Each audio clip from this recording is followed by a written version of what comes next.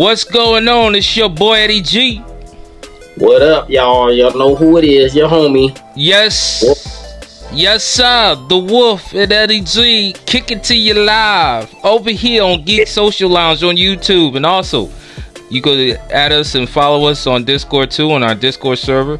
And please like, share, and subscribe to our YouTube channel. And we're going to hit you guys up with more content.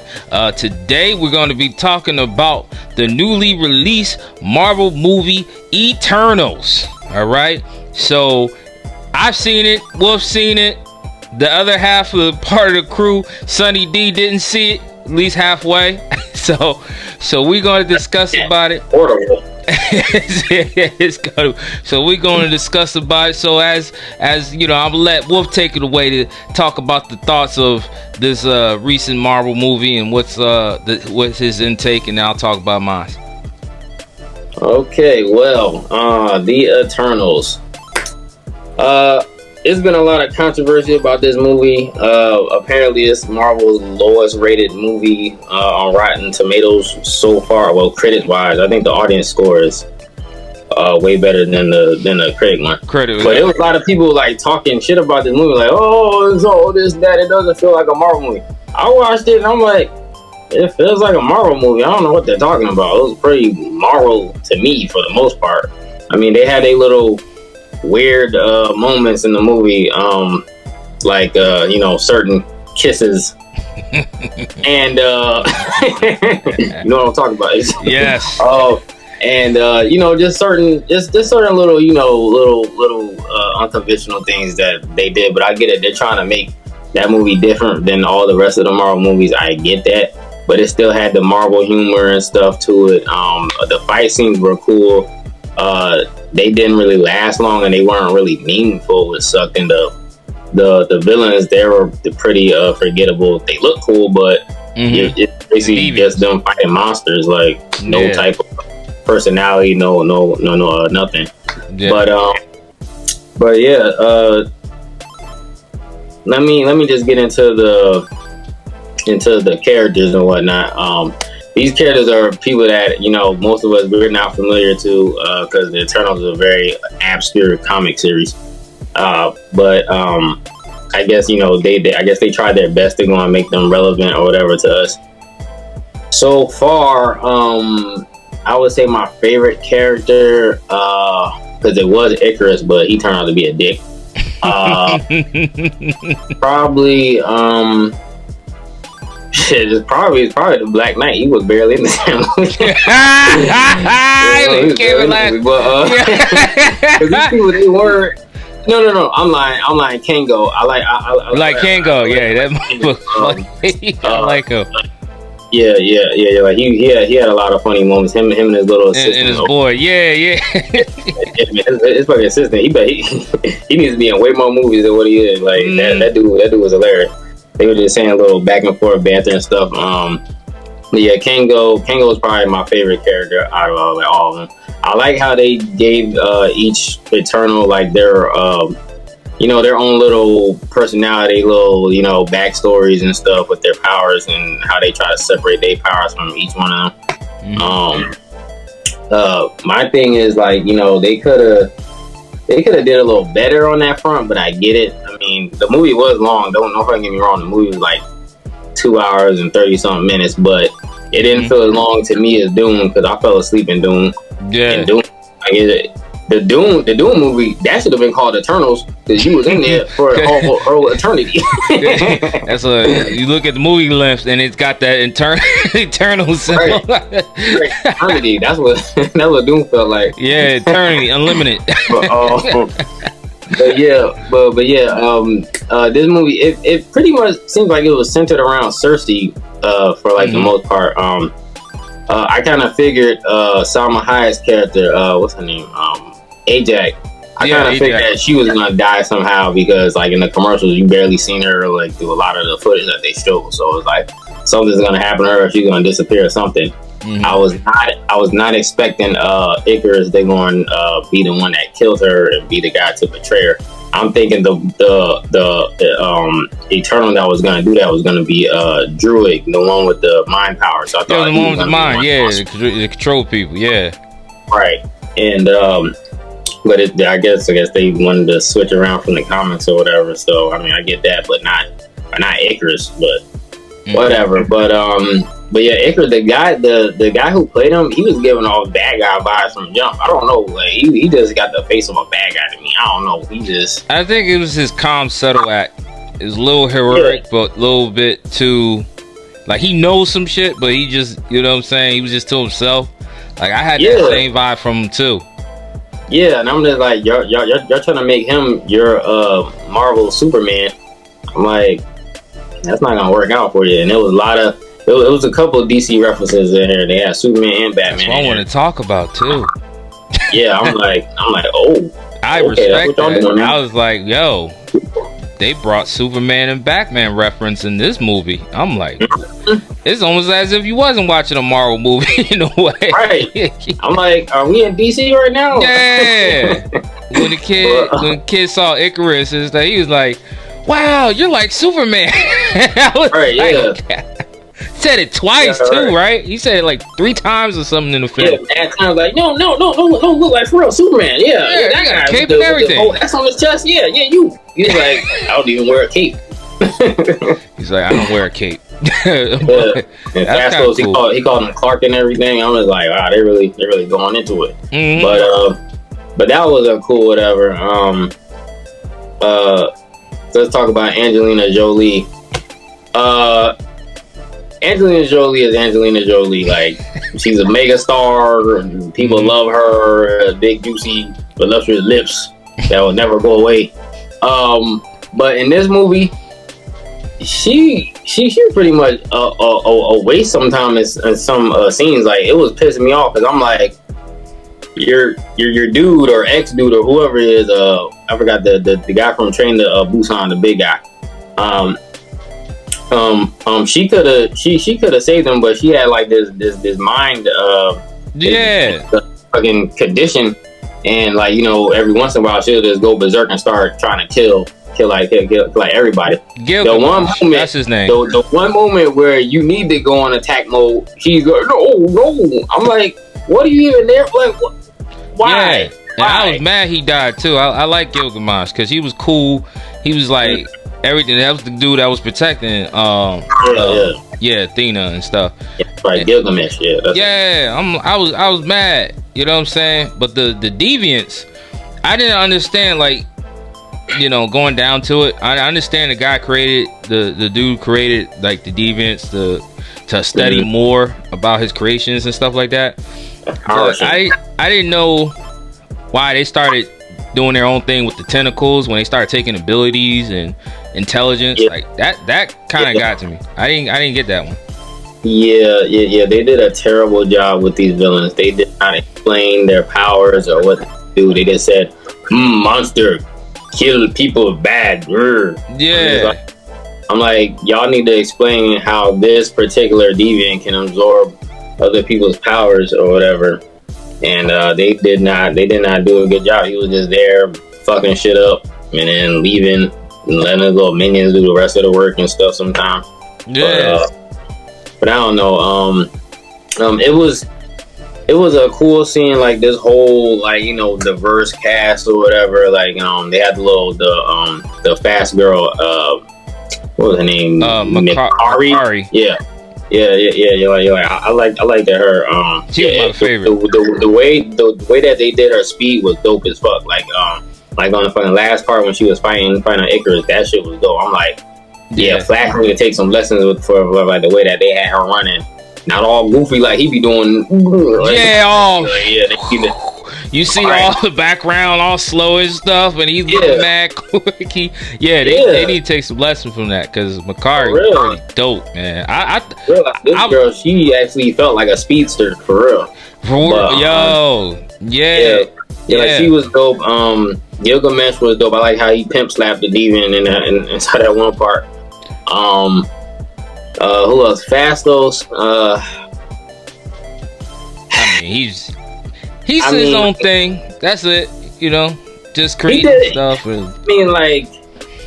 did his job. Like, you know, I like the actor, but it was just like we really didn't need to see a certain part. They could have just alluded to that shit. I didn't really need to see it. I'm gonna tell you why they did that. Yeah, but yeah, like besides that, I mean, like he was like there. He didn't really do that much. His power was cool. Like, you know, he had the whole technology, he can make whatever and stuff, but he didn't really use it like that. Like, I think he maybe shot like a blast or something or two, and trapped Icarus, but that was about it. And like, you know, he didn't even try to get in shape for this role. So nah, he wasn't down for that. He was down for that. Here. He's like, nah, I don't care. But the guy that played King, what's his name? Kingo. He definitely trained. If you seen how he was way before this movie, Camille Nanjiani. Yeah, like that. Yeah. You see how he trained? Oh my god, dude, he trained hard. I'm like, okay, he was different. Cause I seen him a couple of movies before this, and you could see how he looked then and now. He was definitely dedicated for this role. But yeah, I just like how each character had different abilities, which it's not all the same. You know, this is what I have, and it just all like it's different. You know. But yeah, if I had to say, definitely my favorite. Yeah, Makari was my favorite because I just loved the fight scene where she was just so fast. She was running. She was cute. I was like, damn, she fine. I saw her, but she's really deaf in real life. So wow, so that really gave that character life. You know what I'm saying? But the reason why they gave what's his name the dude you mentioned that did that gay scene. Fastos. Yeah. Because the LGBT wanted to be represented in some type of fashion foremost for the Marvel movies. So Marvel, of course, catered to one of the characters to at least to play a gay role. And the way I see it, it was like, okay, but it was like, I didn't feel like it was certain things that needed to be included. But yeah. Like my thing was that I heard they were gonna put their first gay character inside the movie. The rumors was that Icarus is actually supposed to be the gay one. Yeah, but you gotta make the black one gay, huh? Yeah. But all of a sudden they had to go make the one black guy gay. I'm like, this is just whatever. But the thing with this movie that caught me off guard was that they actually turned the Eternals into like robots. They're really just robots, and that's not how like it is in the comic books. And how it is in the comic books, I didn't understand that neither. Because when I saw that, I was like, because in the comic books, the Celestials, they made them, but they were supposed to be like just like evolved humans, like I guess like above what a mutant is, like we're like above that. But apparently they turned them into robots now, which is confusing because Thanos, he's an Eternal, but he's also a deviant. So I don't know if he's half a robot or like and it also drove me crazy because even if they're robots, they still could. They're like, even though they're immortals, they could still die like humans. If you notice, right. I'm glad you said that shit because for a movie called Eternal, these motherfuckers should be dying. They should be dying. Word. Word. They were supposed to be immortal. Oh, I got the cut. way that they explain that they're immortal is that like if one dies, they can just make another one. Right. Oh, I got cut. I'm gonna die. Oh, out of the 2,000 years I've been in this earth, I never experienced death like this. I'm like, yo. I'm dying again. If you're a robot, I mean, you would have thought maybe it'd be a lot harder to kill him. Just right. But they seem fairly easy to kill. Like they did not give off the feeling that they was invulnerable to nothing. Like anything that hit them, pretty much gave them damage except for what's her face? Salma Hayek's character because she could like heal herself. Ajax. Yeah. But like pretty much everybody else, as soon as they get hurt, you see damage and everything. And I'm just like, damage, blood. Then they get blood and stuff. It's not like black. You know what I'm saying? Oil coming out of their mechanism system and they part of their body. Nah, it's looks like flesh to us. Yeah. So, yeah. That was like the weird part. I'm like, damn, these celestials, they're really good at faking people. Terminator ain't got shit on them. Yeah, right. Even RoboCop takes a while to die. Don't even die like that. Right, exactly. So that whole thing is weird. You know, this is my first time even knowing about like Eternal. So I never read the comics, never had the comics, didn't even look into it. So I didn't get the whole thing, the whole robot, the whole thing. So the whole robot thing is new. They're not like that in the fucking comic book. So I guess it's a choice, whatever. It didn't take me out of the movie. I still enjoy the movie for like the most part. It definitely wasn't the worst Marvel movie as people are making it out to be. No, it's not. It's good for a 2.5 hour movie.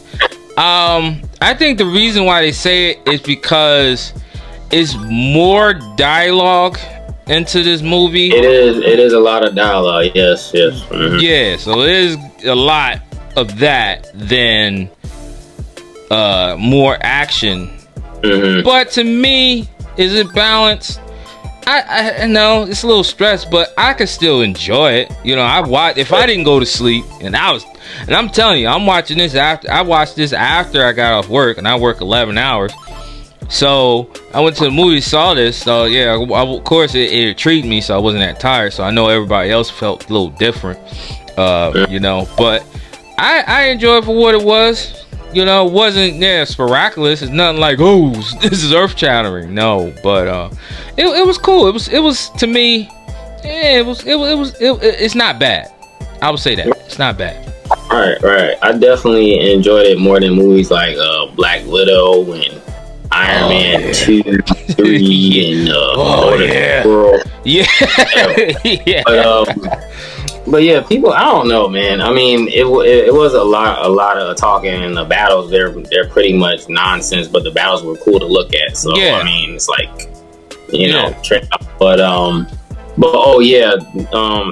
my biggest disappointment was that they didn't allude to X-Men at all in this movie, and that is a big missed opportunity because you're dealing with beings that so-called created life. You could have like explained away like, oh well, they put a little gene in certain people, or alluded to that or something. We didn't get nothing about X-Men. No explanation on X-Men. Yeah, that was like the main reason for me to go and see it, because I was hearing rumors like, oh yeah, they're probably gonna talk about apocalypse and all that stuff because they're from the past, from Egypt and all that stuff. But nothing. We didn't get a damn thing. But speaking of secrets in the movie or Easter eggs, those post-credit scenes, the first post-credit, I didn't know what they were doing with that. They were in the ship, all of a sudden a little troll comes out. I'm like, who the fuck is this troll? Like, this nigga like came from Shrek. Like, what? And then he started talking. I'm like, no, they ain't gonna bring him out. And yep, they brought out Star Fox. When I heard the brother of Thanos, I'm like, a lot of people, right. Like a lot of people, they don't know Thanos has a brother because he's not that popular. But like I knew that. I just didn't think that they were gonna bring him in, especially in this movie. But he is an Eternal also. So I guess, but I don't really. I'm not like a fan of Star Fox. I don't go into Star Fox, so that completely went over my head. But yeah, he's played by Harry Styles, and I think his power is that he makes people horny. Yeah, so that's gonna be interesting. Yo, you know what? That sound like that that dude from DC, from Doom, the one that flex and it goes like this. And every time it goes like this, and he has to flex a certain position, because if it's in order to do certain things. And that one scene when he did this or something like that, I guess with the Doom Patrol, and everybody started getting horny. That kind of might be that. Yeah. And everybody climax still like, oh, and my man was like, oh shit, I'm sorry. Had the whole town like climax. He was like, oh. That reminded me of that. I don't know much about Starfire. I don't know. If that's his power, then stay the hell away from me. For real. But yeah, man, he basically has like, you know, the same powers that, which is why I thought he would have dropped in something like Guardians of the Galaxy to make it like, you know, a big joke out of it, but he showed up here. But yeah, that's Thanos' brother, and apparently he's supposed to be helping the Eternals find Cersei and whoever else are from teleported or whatever. Yeah, because they was missing. And the second post-credit scene was the one I like better than that one, because at first I didn't know, you know, I mean, I figured like they were gonna tease the Black Knight because Kit Harington's character is gonna eventually become the Black Knight. He's a superhero. He gets all his powers from that sword, as you can tell. It's a very powerful sword that can cut through anything. It gives him immortality, and he could like teleport to the sword, and he could bring the sword to him. He could summon it, just like Mornary and stuff. Yeah, but yeah, like towards the end there, you hear a voice. I think it says, "Do you really want to do that, Mr. Whitman?" Now, at first, the crowd that I was in, it was like a group of people in front of me, and they were like, "That's got to be the Watcher." I don't know if y'all watched. You recognize his voice. But it actually did kind of like sound like him at first. Yeah. So, you know me, I went to go and research the shit to make sure that it was the Watcher. Mm-hmm. Lo and behold, it's not the Watcher. Nope. It's Blade. It's Blade. That's why I'm like, yo, they thought it was a Watch. I was like, nah, I knew that was Blade. I know Marshall Ali's voice, so I was like, okay. I was like, that's Blade. Yo, everybody that's the only time people at the theater that I was watching got excited. I swear to God, we was watching the whole 2 hours and 30 minutes. End credit scene, boom. Oh shit, that's Blade. That's it. That was the only thing. I was like, this is the only takeaway you guys got. It was only a intriguing moment for me. Yeah. But yeah, man. Like the boys went past me at first, because I was just, I don't know, I guess I was just thinking about the sword, and you know, but yeah, to find out that was actually Blade is dope. I guess Black Knight is gonna show up in Blade. And I guess they're gonna be killing vampires. Yeah, because from what I understand, Blade, you know, he's good with the sword skills. You know, and Kit, he's good with swords, but he still has to learn a lot. So I think maybe they might be in a position where he might train him, hopefully, like in the storyline and stuff like that, because they have teamed up in the comic book before, and had their own group. So yeah, so I'm like, yo, this is gonna be exciting. I can't wait to see that and to see what goes on in that one, because that's the Dark Knight and Blade, and you know what I'm saying? That's definitely gonna be dope. But I can't wait to see Blade. I want to see exactly how that movie gonna be. I think Marshall Ali's definitely gonna do a good ass job in that movie. Yeah, and they need to hurry up with that, cause when does that movie release? When did they announce that? Blade. When did they announce the reboot? Oh, that was at a Comic-Con back in I want to say 2018, but I'm not exactly sure. I remember the Comic-Con. I'm just saying, when did they ever have a release date? The whole slate has gotten shipped. Like every movie that they had slated, I got pushed back a month or so because of the pandemic and all this stuff. So yeah. So I don't know when the hell Blade is coming out, because I think they halted production or something. Something happened with it. Damn you, COVID. Yep. Messed up for everybody. Now we gotta wait extra long to see this movie. Yep, extra long, but you know, they teased it. But you know, who knows where things gonna come out. Next thing coming out is Spider-Man. I'm gonna be there probably not day one, because I probably got work, but I'm gonna be there as soon as possible. Yeah. I'm gonna be there. Review. You bet your ass I'm gonna see it too.